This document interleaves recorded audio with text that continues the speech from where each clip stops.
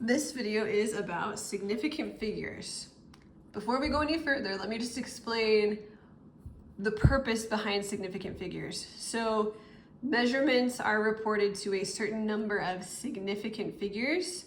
This is how we communicate how precise our measurements are.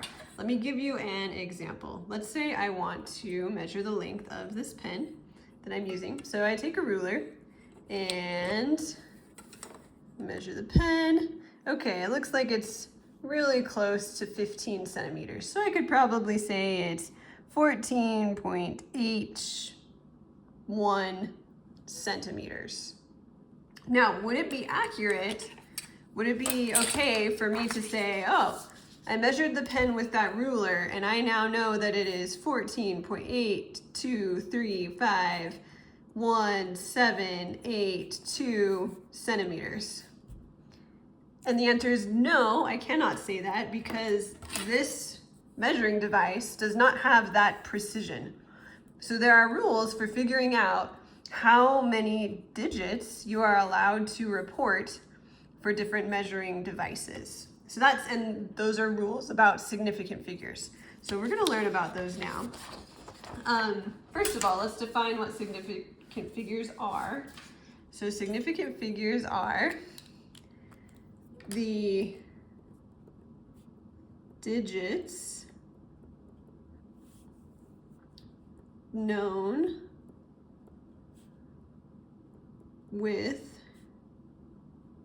certainty plus one estimated digit. So that definition gives us the rule for how we report measurements. We report everything that we know with certainty based on our measuring device, and then we get to estimate one more digit, and then we stop. We cannot estimate any more than one digit. So going back to our ruler, if you can see here, this is centimeters, so this is like 14 centimeters, 15 centimeters. I also have tick marks that are basically the millimeter marks. So my pen ended up being about right here. So I can say that that's about 14.8, and then I get to estimate one more digit. So I could say 14.85, like whatever I think that it is, whatever seems most accurate, that would be reporting that measurement with the correct number of significant figures. Any other numbers are not significant figures. I can't add any other numbers. I want to draw a picture in our notes to kind of illustrate this so that you can refer back to this. So we're going to draw a picture, well, actually two pictures of graduated cylinders. So graduated cylinders are those long tubes that we use to measure liquids in chemistry. So let's draw one graduated cylinder here. And let's draw another graduated cylinder here. We're not gonna draw the entire cylinder. We're gonna pretend we're like zoomed up on just a section of it. So this one, we're gonna say just has marks for each milliliter. So 6, 7, and 8. And we'll write out milliliters here. That's one graduated cylinder. And then let's say the water level is about right there. Now let's look at this other graduated cylinder. We're going to draw some more tick marks. So we're going to say this one has 6, 7, and 8. But then let's say it also has tick marks in between. So let's say it has, we'll put a tick mark there, and then 1, 2, 3, 4, 5, 6, 7, 8, 9. So it's got a tick mark for each tenth of a milliliter. 1, 2, 3, 4, 5, 6, 7, 8, 9, 10. And then let's draw a similar water level here. Okay, so now these are two different graduated cylinders. I want to report the measurement correctly for each one. So for this cylinder right here, I know with certainty that the water level is 6 milliliters point something. But then after the decimal point, I am estimating. So I'm gonna say it's probably about 6.7. And I don't get to write any more numbers because this one is certain and this one is estimated. So you can even write that in if you want. This one is certain. This one is estimated. Now this graduated cylinder has more tick marks. So if I kind of draw a line right here so I can see where this falls, I am certain that this is 6 milliliters. Also, since I have this tick mark right here, so this is 6.5, 6.6, 6.7, so I am certain that it is 6.7 something. So those are both certain, so I get to estimate one more digit. So let's say it's pretty close to the 7 line, so let's say with like 0.71. And then this number right here is estimated, and these two are certain. Okay, so that is how you figure out the correct number of significant figures in a measurement where you can like see a picture of it. We also need to be able to figure out the number of significant figures in a measurement where they don't give you a picture, instead they give you the numbers. And you might think, well, aren't all of the numbers significant? If they're writing them down, aren't they all either certain or estimated? And the answer is not necessarily, because sometimes we need placeholders. So let me give you an example of how this might come into play. Let's imagine that I have a really, really weird measuring device. Let's say it's a graduated cylinder that measures 40,000 milliliters and 50,000 milliliters. This would be huge. This would be a giant graduated cylinder. I have never seen one like this. But if it did exist, to write this measurement with the correct number of significant figures, I know that it's 40,000 something, and I could maybe estimate that it's like 44,000.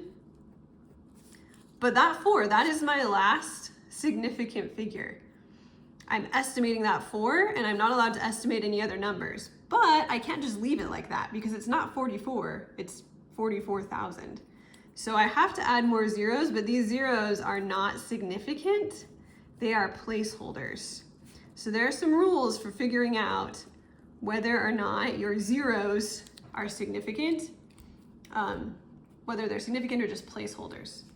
So let's learn those rules really quickly, and we'll look at some examples. So when you have a measurement like any of these, any digits 1 through 9, so anything that is not a 0, those are always significant. So we can write down digits 1 through 9 are always significant. They are always either measured or estimated. So that makes it easy. In a measurement like this, we've got 3 zeros, 3 numbers, none of them are zeros. So there are 3 significant figures. Sometimes I abbreviate significant figures as sig figs because it's shorter. So this one has 3 significant figures. Okay, there are 3 rules for zeros.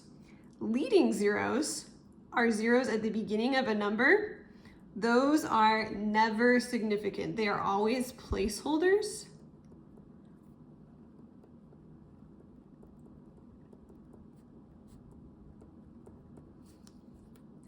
Okay, so all of these zeros right here, the one before the decimal and all of the ones after the decimal, they come before non-zero numbers.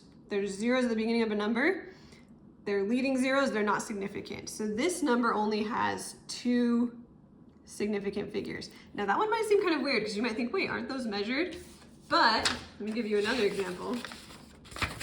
If you know that something is, let's say, 1 centimeter in length, that is 1 significant figure. Now I could convert this to meters and we would know it's 0.01 meters, but that's not any more precise. Significant figures are all about showing how much precision we have. So if we've converted something to a unit where there's a bunch of leading zeros, those numbers are not telling us how precise our measurement is. They're just telling us that we're in a different unit. So they're still just placeholders. Leading zeros, they're never significant, placeholders. Okay, captive zeros, that is our name for zeros that are between other numbers. So this looks like this. These two zeros are what we call captive zeros. Captive zeros are always significant. If there are zeros between other numbers, we measured them. So this measurement right here, 9.0054 meters, has 5 significant figures. All of the numbers there are significant. Now, when we get to trailing zeros are zeros at the end of a number, things get a little bit more complex, just a little bit though. There are 2 scenarios. One is where the number does not have a decimal point written. So a number like this, a number like the one I was showing you here, if there's no decimal point written, those zeros are just placeholders. They are not significant. So we'll say if no decimal point is written, zeros are not significant. So in this number right here, 45,000, there are just 2 significant figures. But if there is a decimal point written, that means we have some kind of device that really has that level of precision. Those are actually measured plus 1 estimated digit.